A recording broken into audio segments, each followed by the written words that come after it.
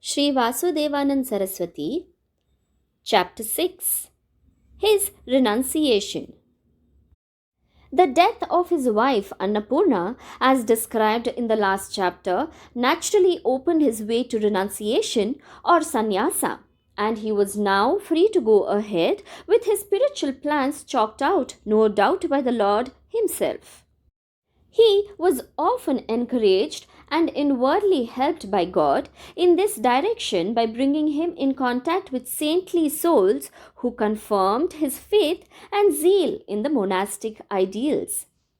Lord Dattatreya, even in the lifetime of his wife, had already inspired him with these ideals and had commanded him, as it were, to go to Narsimvadi and seek the help of Govind Swami, who was a renowned mystic and a devotee of the Lord in that region.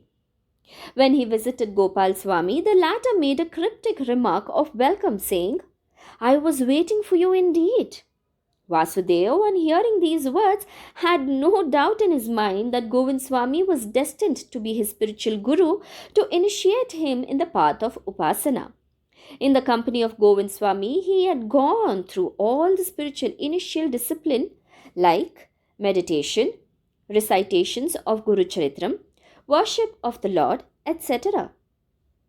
These contacts with Govind Swami and other holy souls of his stature in that sacred place, like Mauni Bua, who lived in a strange, unworldly mood of a mystic, like a child, and without uttering a single useless word, continued to remain speechless or Mauni for days together, inspired Vasudeva to give up the worldly way of life, and he prayed constantly to Bhagwan Dattatreya for making it realized in his life.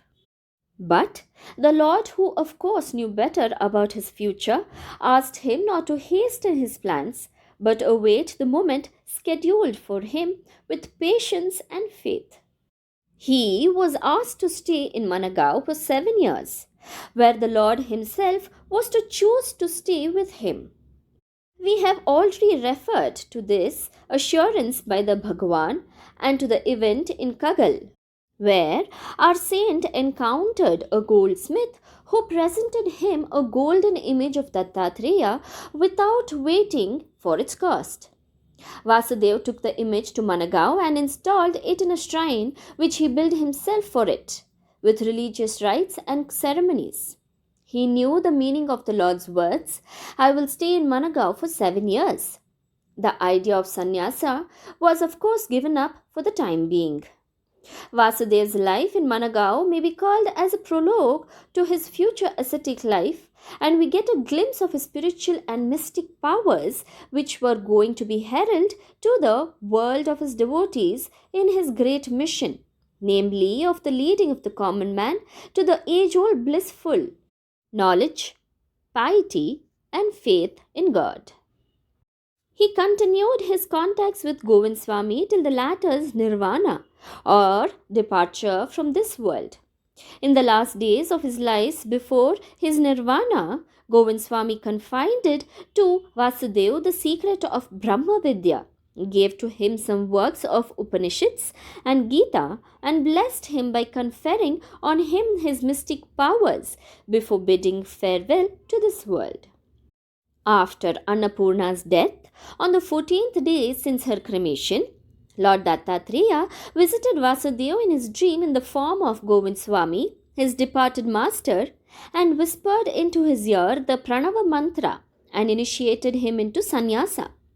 The next day, when he got up, he was surprised to find a real sannyasi coming to him and helping him to complete the formalities of the initiation of sannyasa according to the worldly traditions.